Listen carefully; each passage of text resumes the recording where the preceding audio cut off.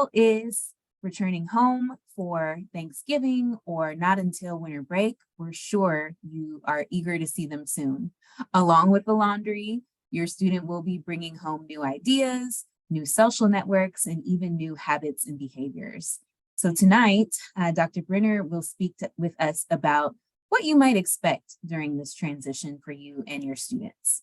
Dr. Brenner is a college transition educator and author who speaks frequently with high school students and parents on the challenges related to college transitions. She draws on her 25 years of experience as a college professor and as the creator and former director of both the American University Experience, AUX program, and our University College program. Before we get started, I do have a couple of notes for you. The first is that the session is being recorded, and we will share it with you just as soon as it's available. The second is that we will reserve time at the end for our Q&A. And with that, I'm going to let Dr. Brenner take it away. Thank you so much, Camille, and I so appreciate you inviting me back. It's a pleasure to be here, and I do know that there are some participants who are actually the parents of older students. Not everybody has a first-year student, but the majority of the information that I share will be relevant for really anybody coming home after they've changed quite a bit in college. And as Camille said, I'm a college transition educator. I speak at colleges and high schools all about the transition from high school to college and some of the challenges that are presented. I'm the co-author of the book, How to College, and I am also the creator of the Talking College card deck, which we've got 5 decks out, and those are all conversation prompts about college and the transition to college. I spent 25 years at American University. I am a PhD Eagle myself, and just loved absolutely every minute of my time there as a professor and as an administrator. So I know very, very well the environment that your Eagles are in and what it feels like to have somebody come home, perhaps for the first time.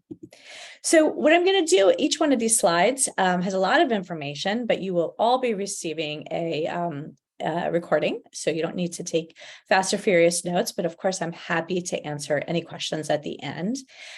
Each slide has a similar template where the red text on the top is sort of what we hear our students say as they come home, often for Thanksgiving, but sometimes certainly for winter break. And then there's some really important kind of information that I'm going to go over, which are the bullet points. And on the bottom, I'm going to give you some data. So sometimes these are really important data points that are coming from colleges and universities. Some are just coming from focus groups with parents, etc. But I'm hoping that they will, you will find at least most of these slides are very relevant to your own lives. So probably the most common thing we hear from our students is, I want to see my friends, right? As families, we are just so excited to have our kids back home, and this is a homecoming of sorts, but you know, for them, it's a pull because they are excited to see family and excited to be home, but it's also really important for them to connect with friends and romantic relationships if they have those over the time that they are home visiting. And it's really important, I would say, to build in time to the schedule, especially if they're home for less than a week, for them to catch up with those peers. But of course, as parents, you can certainly set those rules, and the earlier, the better. We've got a couple days till Thanksgiving right now. And so, you know, as soon as you can do this, it's a wonderful idea to say, you know, it's really okay for you to spend time with friends, but also there's responsibility to spend time with family, and let's figure out exactly when you're going to do what. We do have a lot of college students who come home and they have college friends in the area and they want to see them. And it's perfectly acceptable for families to say, you know, go ahead, go see your high school friends in the time that we've allotted, but you have college to spend with your college friends. So let's really take your already finite amount of time and spend it wisely. It's important for families to really understand, parents and guardians, to be prepared for feelings about changed relationships. And a lot of times first-year students especially will get together during a Thanksgiving or winter break with their high school friends or their friends that they've had pre-college, and come home afterwards and say, man, all of these kids, or, they may refer to them as kids, they've changed. They haven't matured like I have. Or the opposite, I feel like everybody knows what they're doing with their life and I don't even know what I want to major in.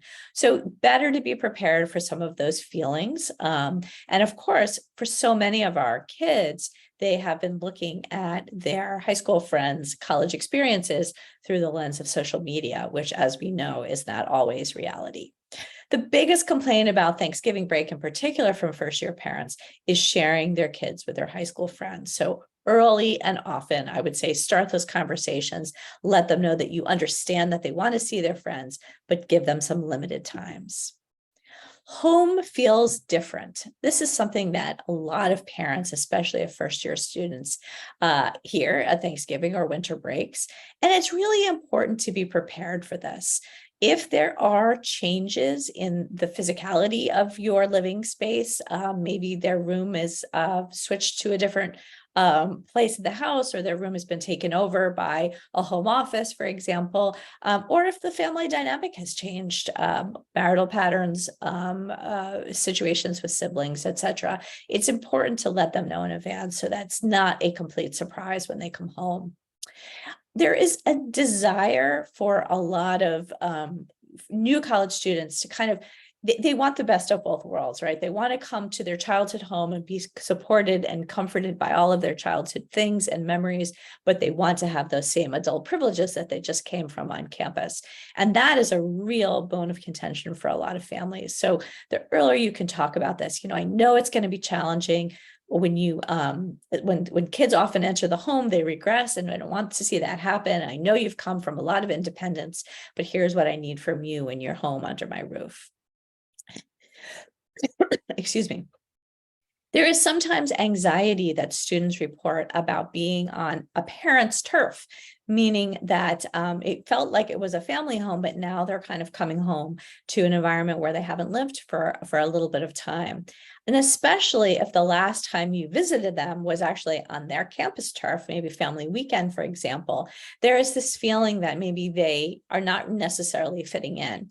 And a lot of first-year students, especially, kind of come to our focus groups when we talk about what this sounds like, and they say, I sometimes felt like I was the outsider the first couple of times I went home from college, right? Life went on without me. People moved and relationships changed, and the house even feels different. So that, again, preparing students as best as you can for changes, the better. Many parents report that their students' new lens on the world, which we encourage and we want them to experience in college, kind of comes off critical of family dynamics and behavior. So being prepared for that is a great idea.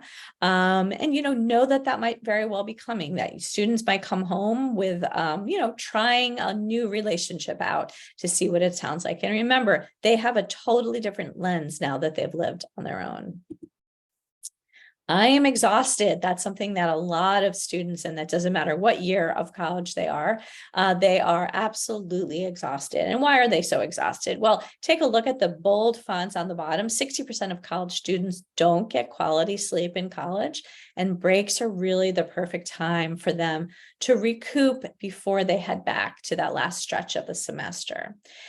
This often doesn't line up, unfortunately, with what families have planned. And so be thoughtful about what you do have planned and how much time that you are giving them to actually relax and to sleep.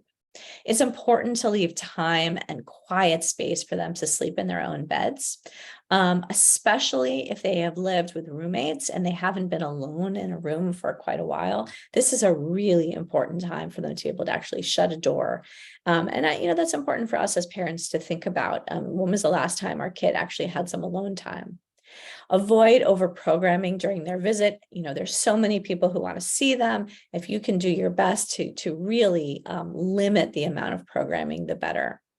Unfortunately, schoolwork doesn't end when school breaks happen upon us, and faculty, their professors, are often expecting them, especially over Thanksgiving break, to continue to get work done. And mental health wise, that's not so great, but that does happen. So it's important to ask what they're going to need, how much time that they need each day to study.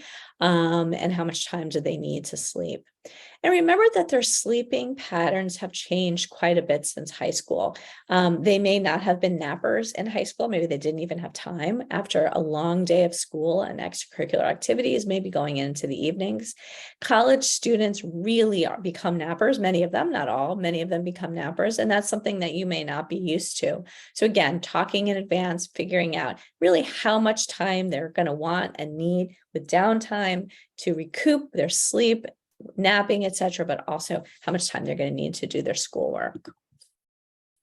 Don't judge the new me. This is something that a lot of college parents hear, especially when first-year students are coming home for the first time. Many students explore identities in college. College is a perfect time to explore new identities. And there are hot button issues for some families that might very well arrive during the first lengthy homecoming, maybe more than a weekend. It might be the announcement of a romantic relationship. It might be the identity, a new identity as perhaps LGBTQ, maybe changing in a career path or a academic interest. That's something you might hear. Ideally not at the Thanksgiving table, hopefully around the time, and maybe you can set some quiet time to sit and talk to them and ask them how they're really doing. There is a fear that a lot of first-year students especially report after Thanksgiving and winter breaks, fear of being misunderstood or alienated by families, and maybe not their direct parents or guardians, but maybe extended families like aunts, uncles, and grandparents for the new choices or identities that they may have. Many first-year students report anxiety, as it says here, about interactions with their families during their first lengthy homecoming. And think about things. Think about how your family dynamics work. Is there, in essence, are there issues that might arise with criticism, with acceptance, maybe even threats of withholding tuition or spending money? So these are things that, coming back to the idea that students are questioning and really often saying, don't judge the new me. I'm still trying to figure out who I am. But it's my room. This is something else that we see. Alone time is especially important, as I mentioned earlier, if they have a roommate, and it's important for us as parents to respect that. If they share a room at home and it's possible, consider a temporary space for them to have a little bit of solitude. That's not just for them to study, but also for them to actually have some quiet time without others interfering. And remember that most of them have come from doubles or triples, and they have really been living in close proximity with others. There is something very interesting and unique about coming home to a childhood bedroom, and you don't be surprised if you see kids as they arrive at home taking down their trophies from their shelves or old photos. It's completely accessible, expected. These are all things that we see again and again. Stuffed animals might be put under the beds. Different books may show up. And again, remembering that this is their space, this is their room. Parents often relate neatness and organization in a different way than that 18, 19-year-old does.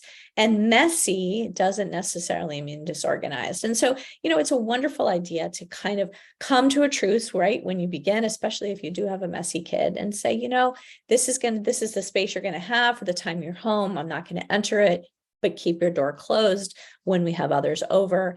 This is important to you to be able to have your space, and I'm going to respect that, but you need to respect that this is my home as well. Ugh, too many questions. This is what students often say when they come home from college, and it's natural for extended family to be curious and want to ask students a barrage of questions about their college experience. So if you can think for a moment, especially with an 18 or 19-year-old first-year student, maybe even one who's really struggling with that transition from home to college, and they're asked, if not by parents and guardians, maybe at a Thanksgiving table by extended family or friends, how's college? Do you like it? What's your major? How are your grades? What are you doing for summer break? And what are your post-graduation plans? So I'm joking in a way by throwing that all into one paragraph, but that can really feel overwhelming, especially to a student who might be unhappy, or a student who might be challenged with their mental health. might be disorganized and really struggling with time management in college, and certainly for a student who hasn't really figured out what they want to major in or what their summer break might look like. Asking about post-graduation plans, this is unbelievable what happens quite a bit with extended family. And so, be prepared and have answers for yourself if you see your student being questioned, perhaps at a Thanksgiving or winter break table by extended family, and say, this is not where we are right now. That's so many years away. We're not thinking about that. We're letting this particular student just sort of explore college and figure out what they're doing. Think through your student's lens. How will these questions be received? And then, if you feel like it's an appropriate way to communicate with your child, I've had some very successful family dynamics where families talked about these questions in advance and helped students come up with replies well in advance. I am an adult at school, and this is true. It's really, really challenging to parent an adult who has lived away from home, especially when our definition of adulting looks a little different than an 18-year-old's definition of adulting. Remember that college success relies on self-reliance and decision-making, and some of those things that they do every day, how they manage their time, what time they wake up, what time they go to sleep, even what foods they choose to eat. Now they're moving into a family home where they're told where to be, how long to sleep, or, there might be complaints about how long they do sleep, and even what to eat, what's accessible to them can really, really invite some anger and some animosity. So be thoughtful about that, especially if your student has struggled with independence. Attempt to limit caretaking during their homecoming, and ask yourself, if I pamper my child, will it help them or will it set them back? And this is by no means a way to say, don't have your child's favorite foods or, help them out with things. But remember, your child has done their own laundry in college. They can certainly do their own laundry at home. They can go to a market, or they can tell you exactly what they want. If there are certain foods, maybe they even change their dietary habits in college. So think about what that means about how they've been an adult at school and how challenging it might be for them to come back and potentially regress into their childhood home. Something that a lot of families unfortunately do here is I don't think I want to go back to college. And, again, as parents, we need to be prepared for all of this. Sometimes it's just part of a first year process and not something to raise alarm. So if you do hear your students saying, this is not the right school for me, or maybe I'm thinking about transferring, or I don't want to go back for next year or next semester, remember that a lot of the times it's just a typical transitional process. That said, other times it is a real concern. So be aware of a few things, especially if your student has not yet found connections to peers at school. They can't name any friends, even one friend that they've made on a college campus. That could raise some concerns. If your student is struggling to live independently, are they keeping themselves and their belongings clean and organized? Are they getting to class on time? Are they eating well? Are they getting sick often? Are they taking care of themselves? And then, of course, if your student is facing mental health challenges, and so many of our students are facing mental health challenges, just if if your student is facing them, that doesn't mean it's not necessarily time to raise an alarm, but it is time to start asking some questions. Remember that college is not right for all students immediately following high school. And just because your student got into college and headed off to college, that may not have been the right pattern. So just kind of keep all these things in the back of your mind. And it's hard as parents because we are fixers and we love to kind of question, and then try to fix the situation. But I think it's more important to listen during winter break or Thanksgiving break if our student is really having concerns and saying they don't want to go back. And not all colleges are right for all students. So, sometimes it's a gap year or a gap semester, but sometimes it really is a transfer. And every college has its ups and downs. And that's something to keep in mind. A student may actually love the environment of the college, but it might not be the right place for them socially or academically.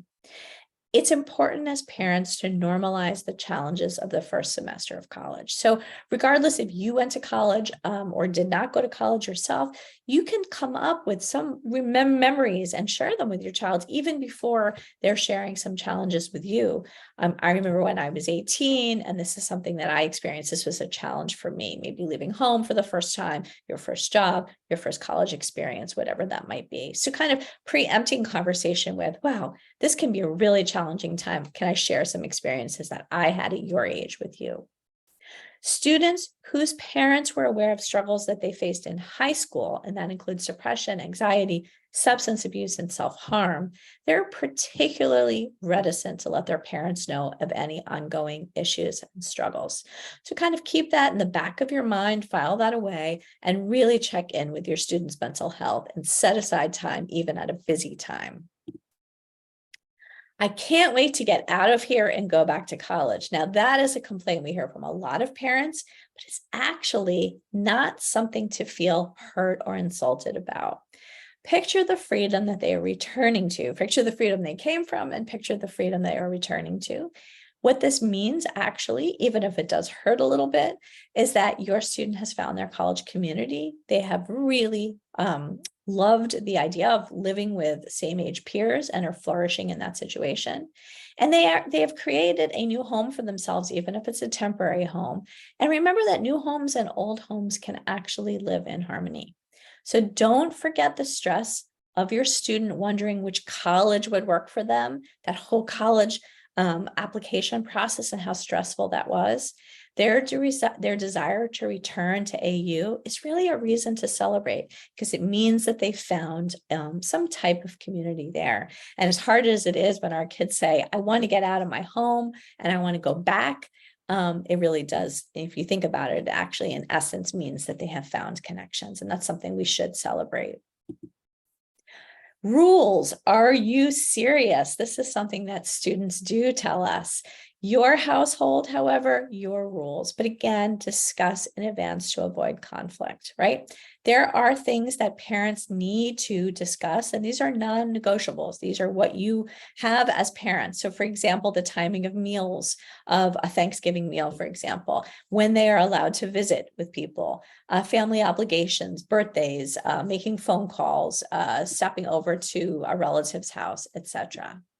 Rethink the concept of curfew, because curfew is very high school, to include more realistic expectations. That's something, of course, that students complain about. They say, what are you talking about? Curfews, rules? I didn't have any of this. Nobody checks on me in college. I can come and go as I want. And they're right, but they were living in a residence hall and now they're living under your roof again. And you are allowed to have your household, your rules for sure. But think about realistic expectations. So maybe realistic expectations about using the car or texting or calling, and maybe not calling something a curfew. Sharing expectations is another one, especially if they have been so independent in college. They may be returning to a home where they're going to be sharing a car. They are going to be required to do some of the household chores. They are going to be required to clean up whatever areas that you're telling them they need to. Think about sleeping in and the rules about that. And of course, their manners, which is a really different one. Oops, sorry about that. Because that's something, we certainly see our students are maybe a little snippy when they come home because, 18-year-olds who have been in college and lived on their own, many of them believe that they know a lot more than they did in high school. College students need to be reminded how their behavior impacts others at home. They have been focused very appropriately on their own needs in college, and now it's time when they come home to actually think about others. I'm a different person now. This is actually my favorite one to talk about. And I think it's for many families, especially what's going on in the world right now. I think it's really important to think about how your student is learning and expressing themselves and kind of taking in and thinking about new information. So here's some things to keep in mind. Most colleges are demographically different from their home communities, right? So most students, not all, but most students went to pretty homogeneous high schools, and they are in a very diverse college environment. And that means the racial diversity, religious, economic, geographical, and political leaning. So all of those things are going to enter a whole new set of experiences and learning environments. We have no control over what ideas resonate with our 18, 19-year-olds. And keep in mind that reinventing the self is a really appropriate part of the transition to college and to a student's new identity, however they are going to sort of identify. 18 to 19-year-olds embrace new views and ideas much more quickly than 50-year-old adults. And in terms of academics, really keep in mind, and it's very important to remember, that your students have entered an environment, as have all college students, that they have actually been asked to draw their own conclusions. They've been asked to challenge and criticize authors. They've been asked to challenge and criticize the authorities, and to think outside the box. And this is really challenging when they're coming home to a family environment that is thinking about them only as the way they were before college. A successful college experience includes being exposed to worlds they never knew existed and trying out new ideas and behaviors. I hear a lot from parents who say, I get that, I agree with you, but my kid is really becoming kind of a jerk. And again, talking in advance, I want to hear your ideas. I want to hear the new way you're thinking about the world, and do a lot more listening than rebutting. So I'm going to conclude with this, which is sort of the top 10 reminders for parents. I'm going to talk a little bit about each one. Number one, focus on quality versus quantity time. So it's not about how many hours we spend together, but it's the quality of the time we do spend together.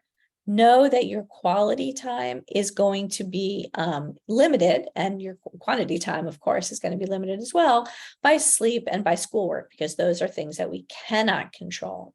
That said, you can actually express to your child, and we may not have a tremendous amount of time together. I want to make sure that it is quality time. What are some things that you'd like to do? Here's the things that we have to do: visit grandma, have this Thanksgiving dinner, et cetera, et cetera.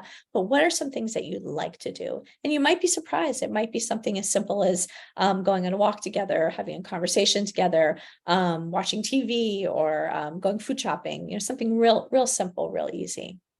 I would say pick your battles is another important reminder for parents. Think about the messiness of their bedroom, how much or how little they're eating, the way they look. They may have totally changed their appearance. Think about, are those things really important battles? And maybe some of them are. Certainly, if you're worried about their eating, for example, if their eating might be disordered, those are important battles.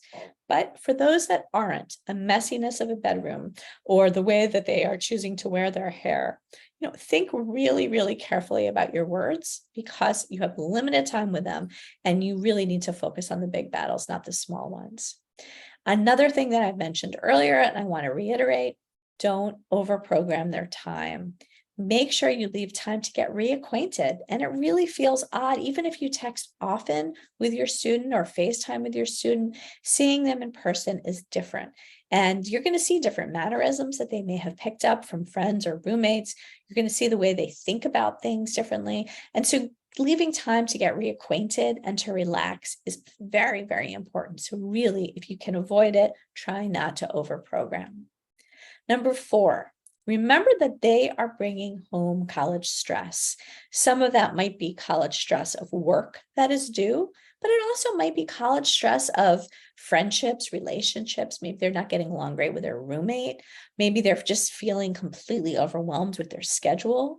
And remember, this is a really tough time in the semester, and Thanksgiving doesn't actually fall at a great time. They're coming back, and they go pretty close until when they return, especially after Thanksgiving, they're going to be heading into finals and the end of their semester. So they are bringing a lot of college stress home.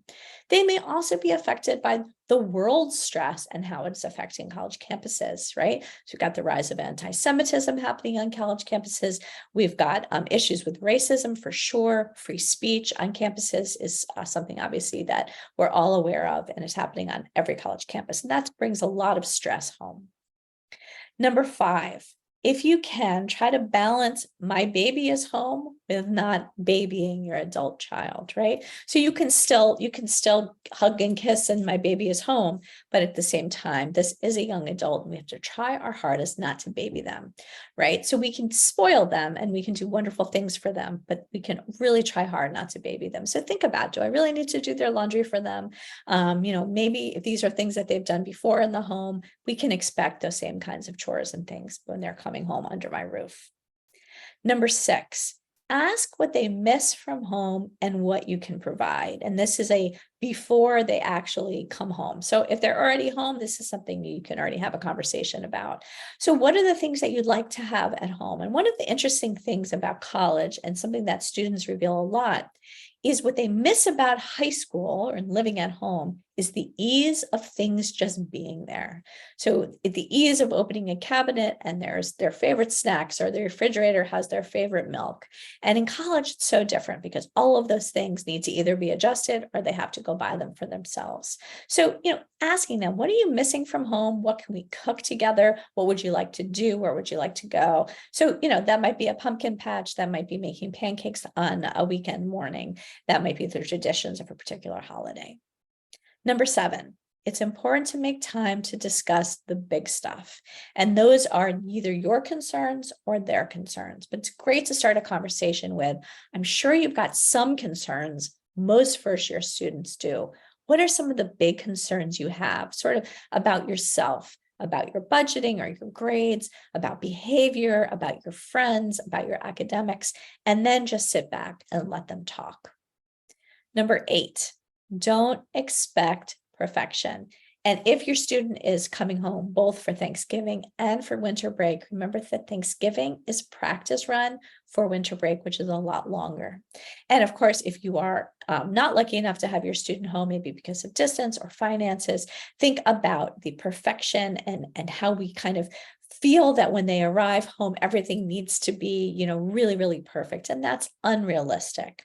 So try to find the perfection in the imperfections. Number 9, set homecoming expectations and discuss common challenges before their arrival. And of course, they may already be home, but these are things you can still discuss. What are the expectations you have, child, of being home? What do you hope these couple of days we have together is going to be like? What are you hoping to get out of it? And again, that might be, I've got to get this paper done. I need to spend time on the phone with this person, or I want to see my high school friends. I want to spend time with relatives, etc. And then also you express your homecoming expectations. I don't expect you to be messy throughout the house. If you want to be messy, you can be messy just in your room as long as you close the door. Those are just examples. And then discussing some of the common challenges, some of the things that are in this video, or things that you might come into your own head, or something that you experience as an 18-year-old living in the house yourself. What are some of those common challenges when a young adult leaves home and then comes home under the same roof? And finally, remember, they're wanting to return to campus is positive. It's even if it hurts us a little bit, and it is not a criticism of home. So final thoughts.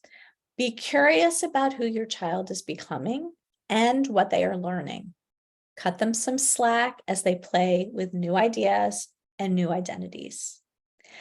Bring the same spirit of curiosity to interactions with your young adult child that you did when your infant made funny expressions, your toddler had new words, or your young child showed curiosity about the world, right? And it's hard for us to do because, these are sometimes big, smelly kids. But realistically, think about the same spirit of curiosity in our child, even if they are an adult child, and try to understand what they're learning and how they're thinking. And remember, you helped make college possible for your teen, so don't forget to give yourself some credit. Thank you. Happy to take any questions. Thank you so much, Dr. Brenner, for your wisdom. That was such an Pleasure. insightful presentation. Yeah, so we'll move into the Q&A session. We did get some pre-submitted questions from our families. Many of those have been covered by tonight's presentation, but there are a few I would love to cover with you. You emphasized the importance of making time for those big conversations, grades being one of those examples. How can families talk with their students about how they're doing academically without triggering anxiety? Yeah, and of course, everything's a great question, Camila. And every family is different, and every child's anxiety level and parents' anxiety level is different. So take all this with a grain of salt. But I do like to advise families to schedule maybe 30 minutes or an hour a day of their visit home to say we're going to have some big conversations. And you can throw out some even slips of paper or some things without sounding like we're going to dive specifically into your grades and academics, right? So here are some my concerns, some of the big things that I'm seeing maybe changing about you or things I'm concerned about. And then I'd also like you, young person, to also tell us some things that are concerning to you as well. So I would say setting time aside to discuss things like grades, but not only grades. And remember that the grades themselves are not really the kind of the delineation of learning, right? So if we're thinking about what our child is in college for, obviously we want them to do well academically, but what are you learning is so much of a better question than how are your grades? So I would say the answer to the question in my mind would be set aside time, even if it's 30 minutes a day, to have the big questions or the big discussions. And the rest of the time, you don't really have to focus on that. And that way your student knows that there's a specific amount of time that, they may feel that they are a little bit overwhelmed, but it won't be all of their time together. Thank you. I appreciate that. Um, we do have some families who are joining us tonight whose students are introverts. Do you have some sample or example questions about college life that don't pry and respect the student's introversion? Yes, absolutely. And I don't even know if they're necessarily for introversion, but I think a great way, because students are often feeling that they are questioned too much, is to introduce a question with a story. So I remember when I was 18 and I was so overwhelmed when I came home for the first time and people were asking me about what I wanted to do when I grew up or what I wanted to do with my life. Do you ever feel that way? And so there are ways that you can kind of use yourself and maybe your anxieties and your issues that you may have had when you were younger or when you felt challenged to get students talking. Another thing is to make sure, and I gave those list of questions that often come from external people, right? From grandparents or neighbors or aunts and uncles. And especially if you have a student who's got some social anxiety or is an introvert, and they might not feel comfortable answering those questions, to kind of go over those questions in advance. Hey, it's really common that these questions are asked of a new college student, like what's your major? What are you going to do with your graduation, after graduation? What's your summer plan? How do you think is a great way for you to answer it? What ways as your parent can I answer that question if I'm asked? And get your child kind of involved well in advance of that dinner table conversation. That's great. The introvert in me really appreciates your response. Absolutely. So you shared with us the new territory that comes with parenting an adult. Um, how can you talk about some of those non-negotiables like family obligations in a way that still respects and honors a student's independence? Yeah, and I mean, to me, I don't think that really has anything to do with the age. I think if anybody is coming to under your roof, they're a guest in your home, even if it's their home. They're still a guest. They're not living there. They're not living there currently. And just as you would have expectations of, not letting the dog jump on the furniture, if you had house guests, it's the same thing. And I think again, the earlier the better to have those conversations. Here are some things I'm a little bit nervous about. I know you're going to want some freedoms. And so here are some non-negotiables, right? While you're living under our house, for example, if you are going to use our car, you need to refill the gas. Or if you're going to travel over an hour, I need a text when you arrive. Whatever those might be, these are the non-negotiables. You can act like an adult. You can act like, a civil adult. But here are the things that need to happen while you're visiting under my roof. And these are the non-negotiables. And I sometimes I think that talking about things like money and grades are part of those non-negotiables. That doesn't mean it has to be 24/7. And I really believe, and as I said earlier, it's important to set time aside to have those conversations so the student doesn't feel overwhelmed, like they're being bombarded with the messages again and again. Thank you. So I want to shift a little bit and talk about family values. What parenting advice could you offer when a student's choices may fall outside of or not necessarily align with family values? That's a tough one, and every family is different, and I would never, put myself in the place of any parent who's has a particular family value, religion, culture, etc. But just be prepared because the student is going to think differently, right? And if our student has come, I have such a clear memory of my son when he was in kindergarten, standing at the bus stop, and he was maybe 5 or 6 years old. And I remember listening to him talking to some of the neighborhood kids, and he said, "We're Democrats." And I knew he had no idea what that word meant. And he was talking about the household that he was coming from. And his particular household, his parents were Democrats.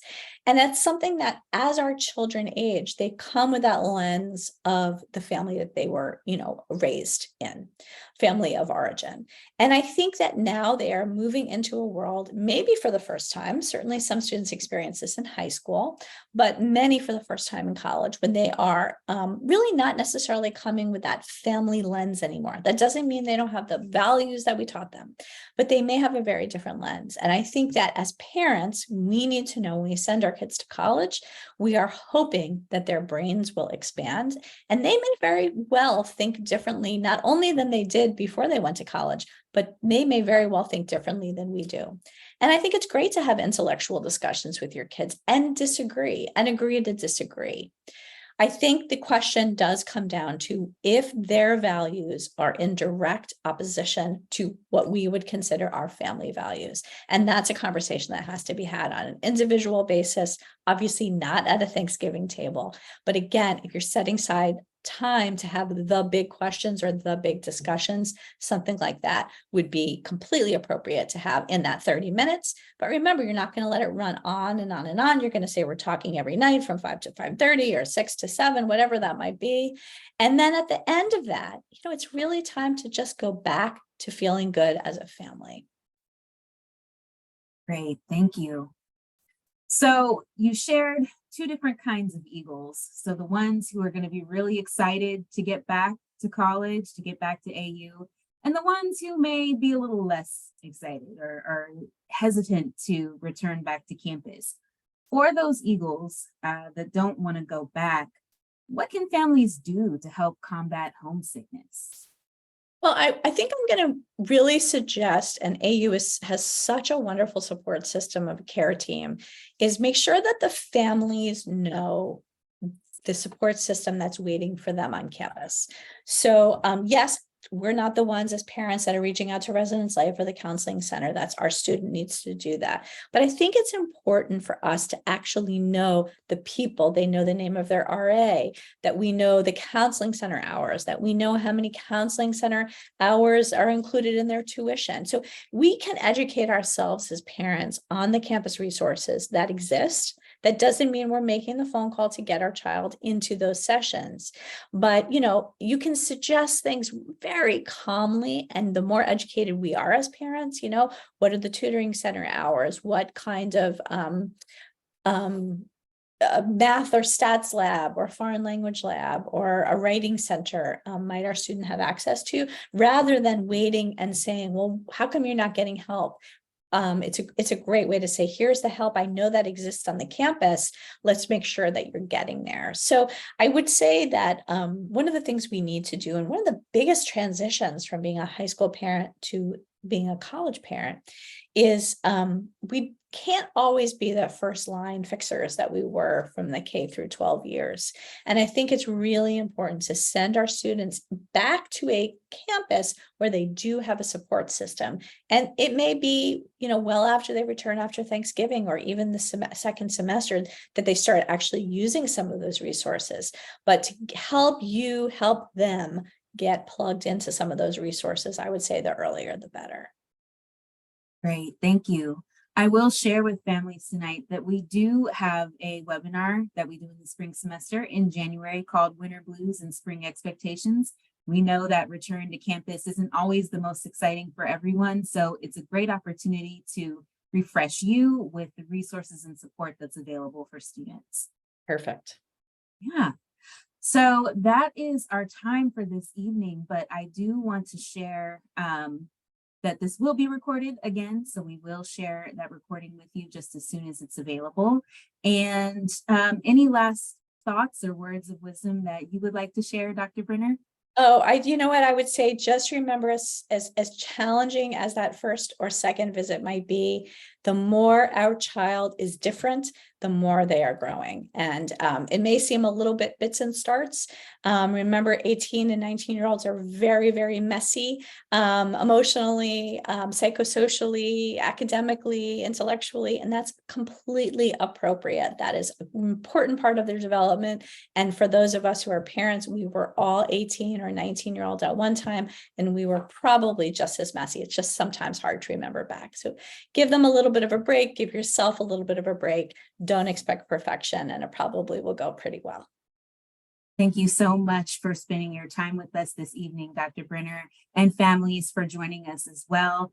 We hope you have a wonderful time with your students if you are welcoming them back for Thanksgiving, or if a little bit later on winter break. We hope that you have a great winter break in the future. Thank you. Thanks.